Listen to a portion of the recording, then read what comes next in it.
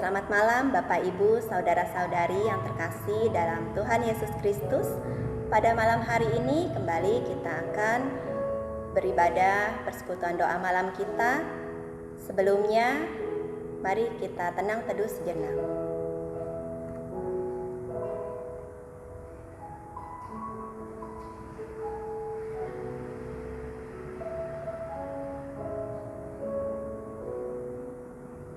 Amin. Mari Bapak Ibu kita naikkan pujian Seindah Siang Disinari Terang.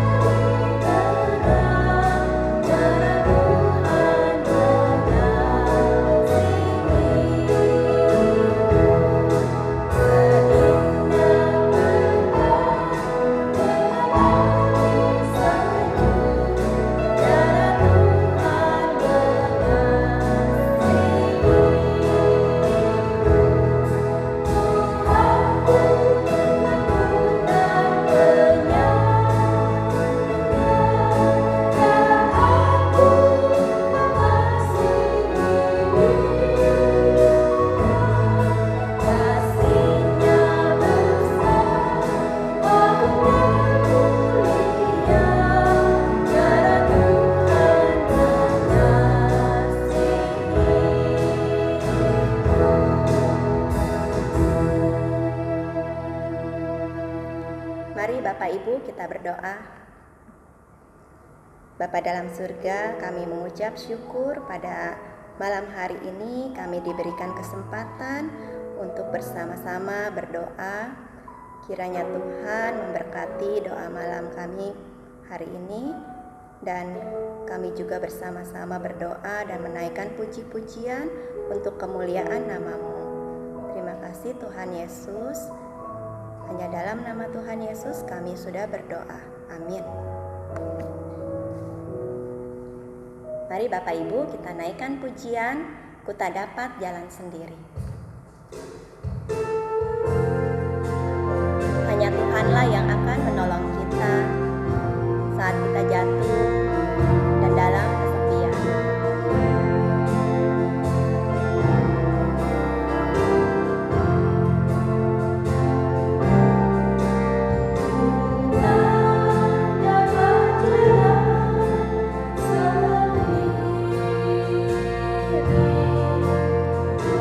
Tuhan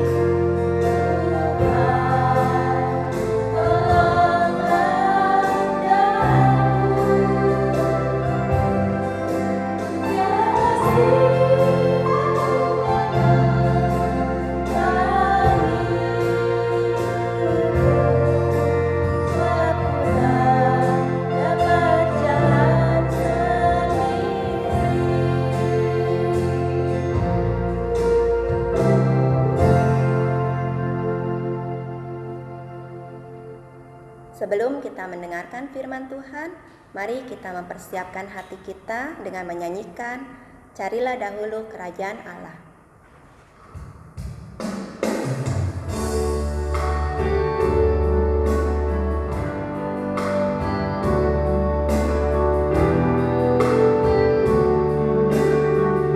Carilah dahulu kerajaan Allah beserta kebenarannya.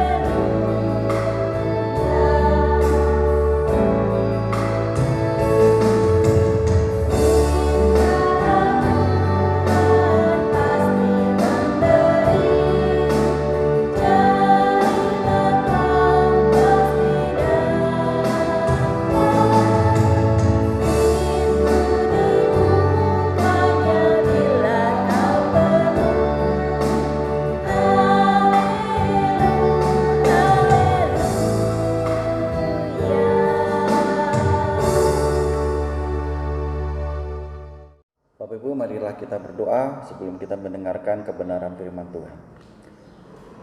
Bapa di surga, pada malam hari ini kami akan mendengarkan kebenaran firman-Mu. Tuhan kiranya menolong kami, memberikan hikmat kepada kami di dalam kami mendengarkan kebenaran firman Tuhan. Sehingga firman Tuhan ini menjadi kebenaran dalam hidup kami dan kami boleh dapat melakukan firman Tuhan dalam kehidupan kami. Berfirmanlah kepada kami Tuhan, karena kami siap untuk mendengarkan firman-Mu. Dalam nama Tuhan Yesus Kristus kami berdoa. Amin.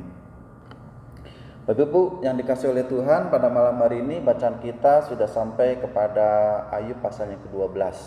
Dan pada malam hari ini kita akan membaca Ayub 12 ayatnya 1 sampai dengan 6. Ayat yang pertama.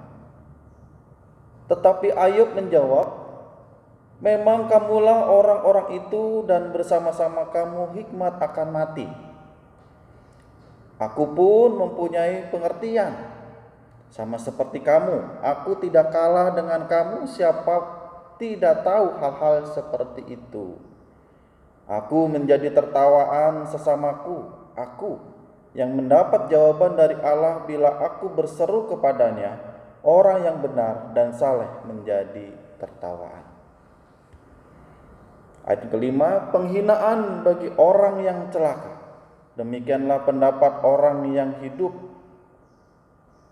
aman, suatu pukulan bagi orang yang tergelincir kakinya. Tetapi amanlah kemah para perusak, dan tentramlah mereka yang membangkitkan murka Allah, mereka yang hendak membawa Allah dalam tangannya. Demikianlah pembacaan kita pada malam hari ini. Yang berbahagia adalah kita yang mendengarkan kebenaran firman Tuhan ini dan yang melakukannya dalam kehidupan kita sehari lepas sehari. Bapak Ibu yang dikasihi oleh Tuhan, tema kita pada malam hari ini saya memberikan judul Berhentilah Sok Tahu. Ya. Nah, kita masih memperbincangkan, masih membahas percakapan antara Ayub dan para sahabat-sahabatnya. Dan pada pasal yang ke-12 adalah percakapan jawaban Ayub terhadap Zofar, ya, sahabatnya ini. Percakapan antara sahabat-sahabatnya ini, ya, sangat menarik sekali. Ada banyak perdebatan di sana.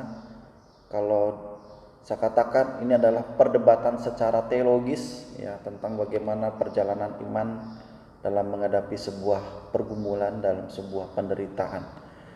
Nah, pada bagian ini kita melihat bagaimana Ayub merasakan sebuah kejengkelan, merasakan sebuah kekecewaan terhadap para sahabat-sahabatnya ini. Ya, karena itulah maka Ayub mengatakan stop deh, ya. Jangan terlalu banyak memberikan nasihat-nasihat yang membuat aku semakin kecewa. Kira-kira percakapannya seperti itu. Jawaban dari Ayub. Nah, saudara-saudara dikasih oleh Tuhan, Ayub menganggap bahwa teman-temannya ini, sahabat-sahabatnya ini adalah orang-orang yang sombong.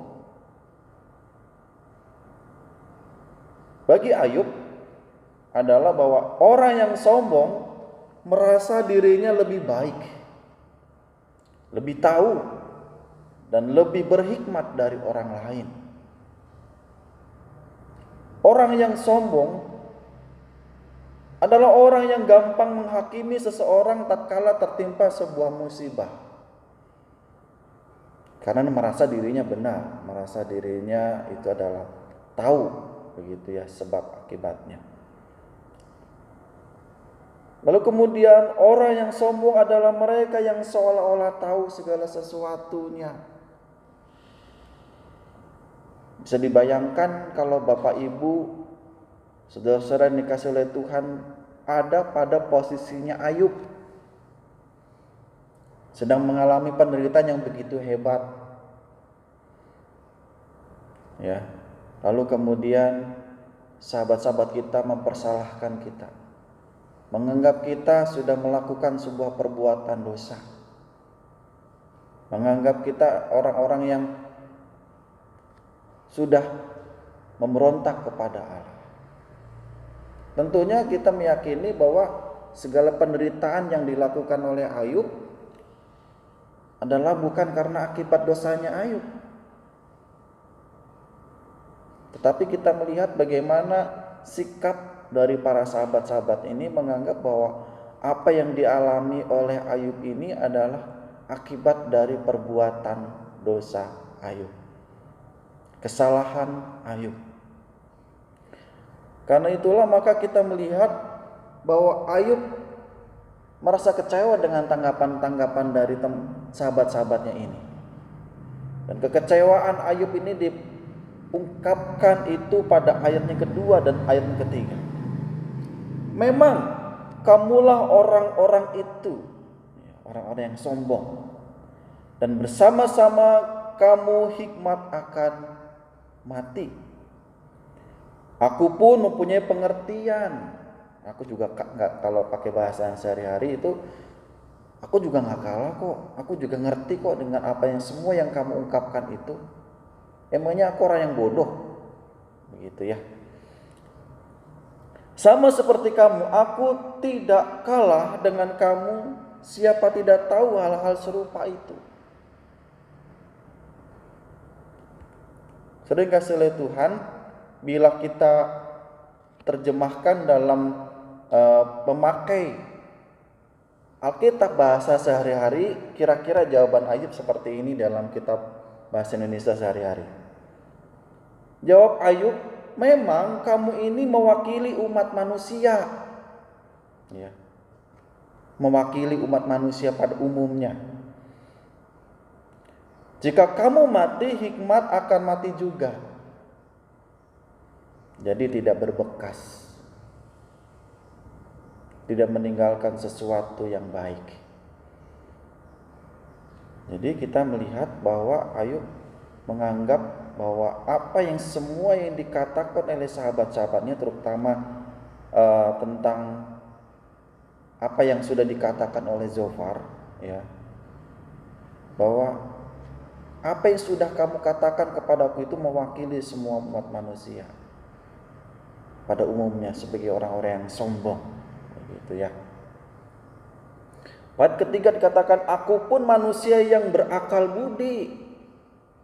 Artinya menganggap bahwa Ayub ini bukan orang yang bodoh, bukan orang yang congkak, bukan orang yang merasa dirinya benar. Dia punya pengertian, dia punya berakal budi, dia ngerti segala sesuatu yang dia alami itu. Semua yang kamu katakan itu sudah ku mengerti. Jadi nggak perlu lagi lah, begitu ya.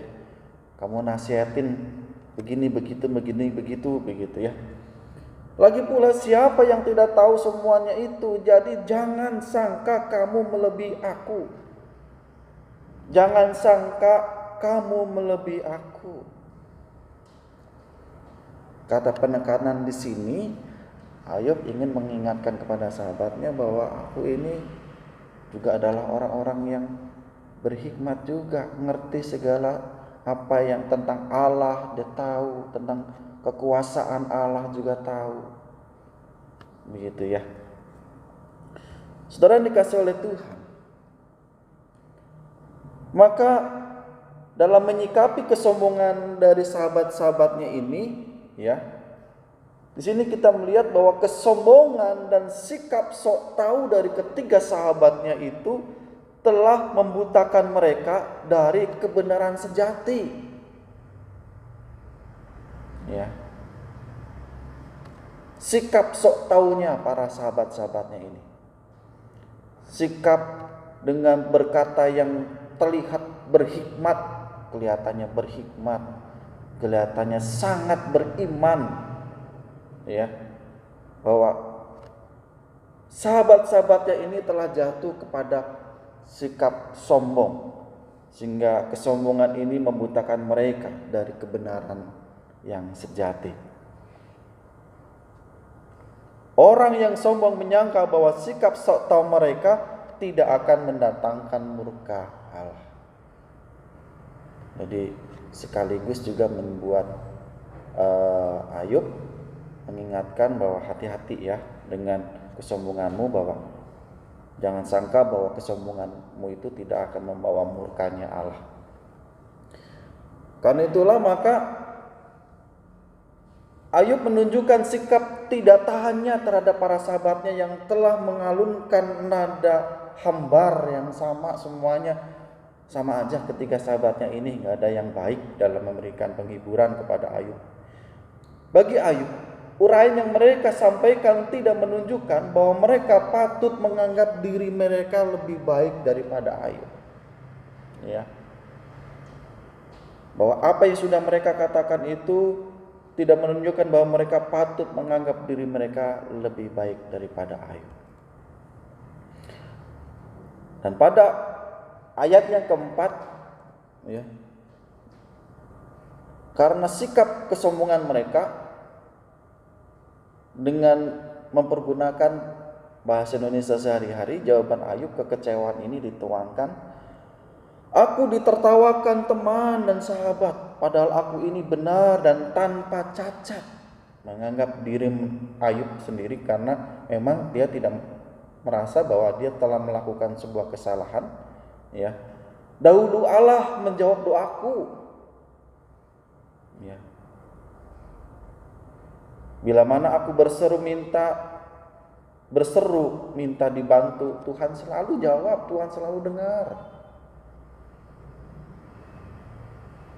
Kamu menghina orang celaka, sedang hidupmu aman. Orang yang hampir jatuh kamu beri pukulan. Karena itulah maka sikap dari sahabat ini menjadi sebuah tindakan yang mencelakakan orang lain. Pada ayat yang ke-6, ya, yang mengalami berbagai macam kesukaran, diperlakukan bagaikan seorang penjahat. Jadi dengan anggapan dari para sahabatnya ini, apa yang sudah dialami oleh Ayub, apa yang sudah semuanya peristiwa itu, sahabat-sahabatnya memperlakukan Ayub ini bagaikan seorang penjahat, di mana teori yang bertentangan dengan fakta, sebagai orang yang saleh, ya. Dan lebih bahayanya lagi adalah bahwa orang-orang yang seperti sahabat-sahabatnya ini diibaratkan seperti para perampok yang hidup makmur sementara dirinya, ya, demikian direndahkan hingga menjadi tertawa. Ada sikap fakta yang terbalik begitu ya. Kalau orang saleh itu hidupnya enak, ya, dilindungi oleh Tuhan. Tapi pada kenyataannya ternyata berbeda. Bahwa orang yang saleh ternyata dia harus mengalami penderitaan, harus mengalami begitu banyak hal pergumulan yang berat. Sedangkan orang-orang yang tidak takut akan Tuhan seperti perampok begitu, mereka hidupnya aman, hidupnya makmur dan lain sebagainya. Sehingga apa yang sudah dialami oleh Ayub, kesalehannya, hidup yang suci di hadapan Allah itu menjadi sesuatu tertawa. Karena itu saudara-saudara yang dikasihi oleh Tuhan, ini menjadi sebuah pergumulan bagi kita.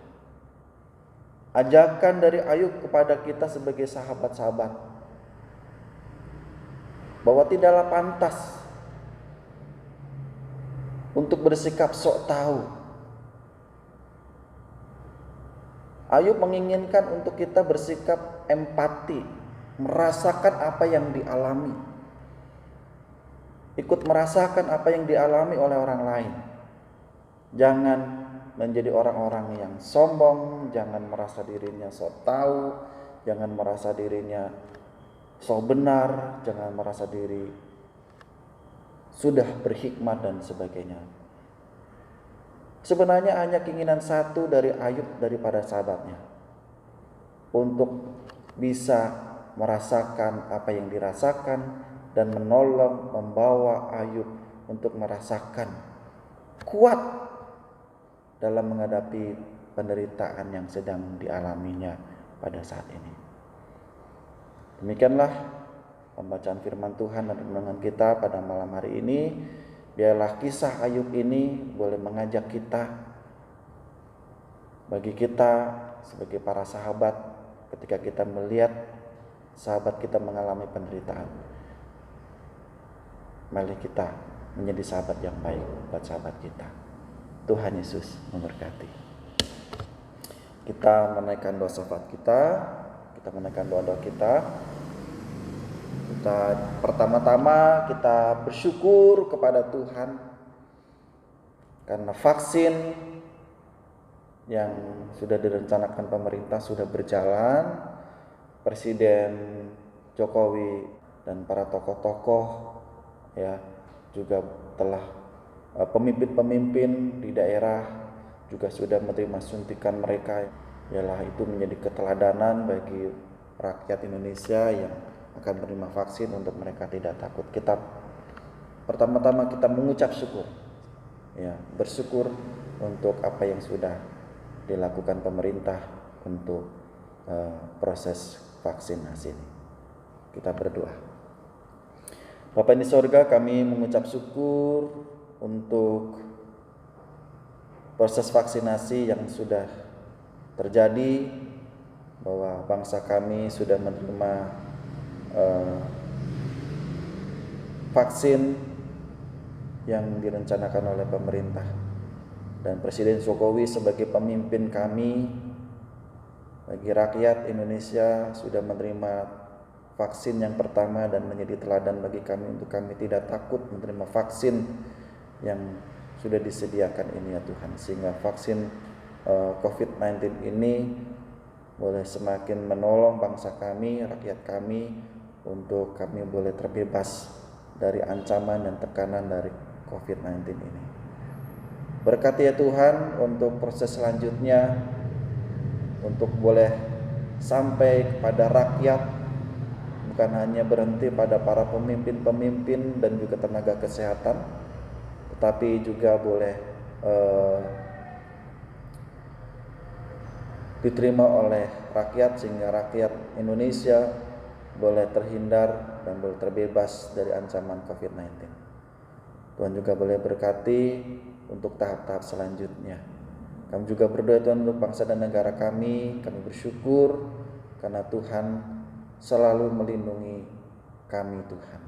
Terima kasih Tuhan Yesus. Terima kasih juga untuk kehidupan kami yang selalu dipelihara, sehingga sampai pada bulan Februari ini kami boleh tetap ada dalam kondisi yang sehat. Terima kasih Tuhan Yesus Kristus, kami berdoa.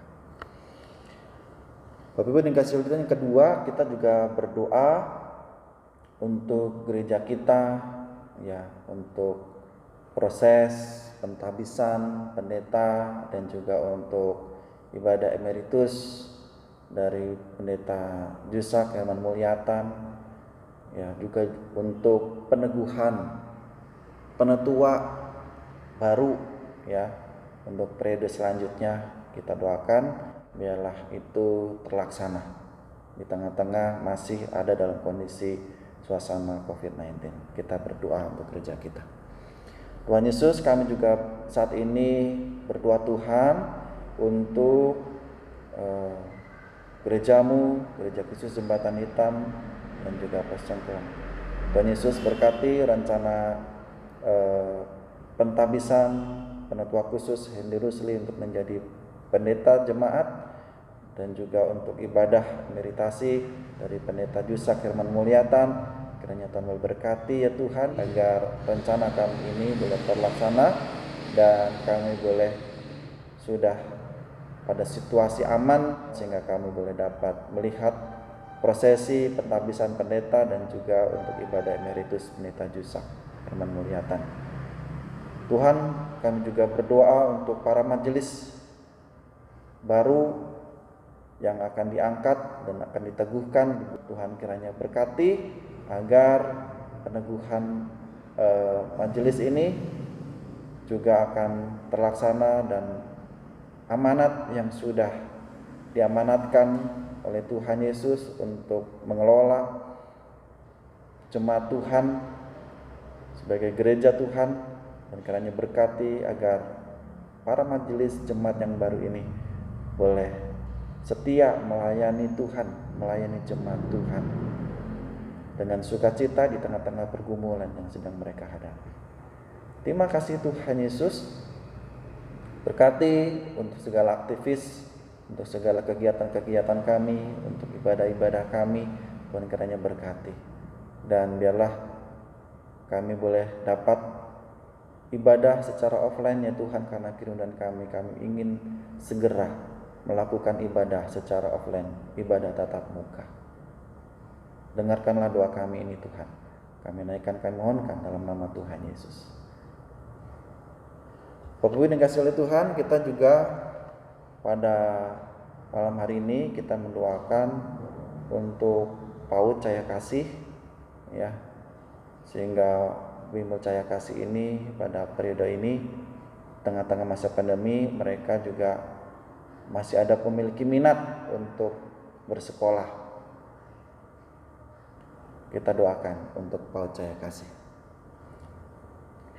Tuhan Yesus, saat ini kami juga berdoa Tuhan untuk PAUD Cahaya Kasih, berkati agar PAUD Cahaya Kasih ini di tengah-tengah masa pada suasana pandemi dan pendaftaran sudah dibuka. Tuhan kiranya berkati agar setiap anak-anak, orang tua yang akan berencana membawa anak-anak belajar di PAUD Cahaya Kasih ini, mereka juga boleh dapat sukacita belajar bersama-sama di PAUD Cahaya Kasih.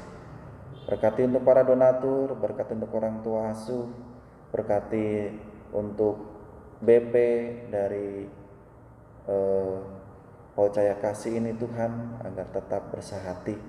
Berkati juga para guru PAUD Cahaya Kasih agar mereka boleh tetap semangat meskipun saat ini masih dalam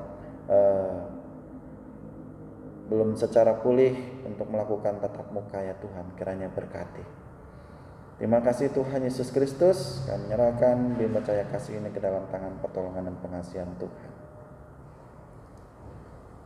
Saudara, yang terakhir kita akan mendoakan segala pergumulan kita di hadapan Tuhan, apapun yang akan menjadi menjadi permohonan, apapun yang akan kita lakukan pada sepanjang tahun 2021, kerinduan kita, pergumulan kita boleh naikkan di hadapan Tuhan dengan kesungguhan hati kita. Kita berdoa.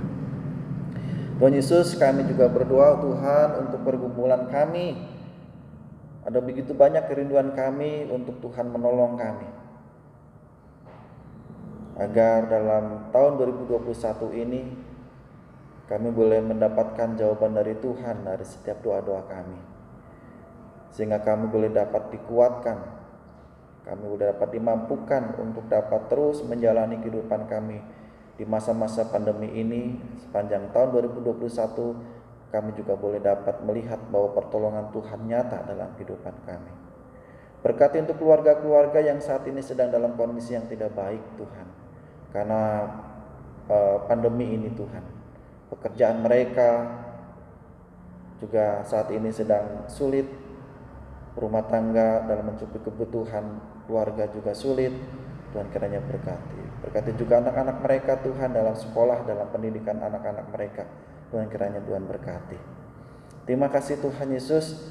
Dengarkanlah doa apa yang menjadi permohonan kami, pergumulan kami di hadapan Tuhan pada saat ini.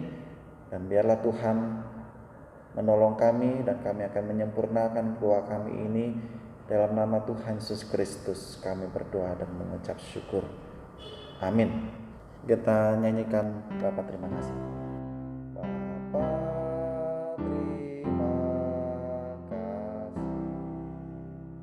Bapa terima kasih. Bapa di dalam surga. Puji terima kasih.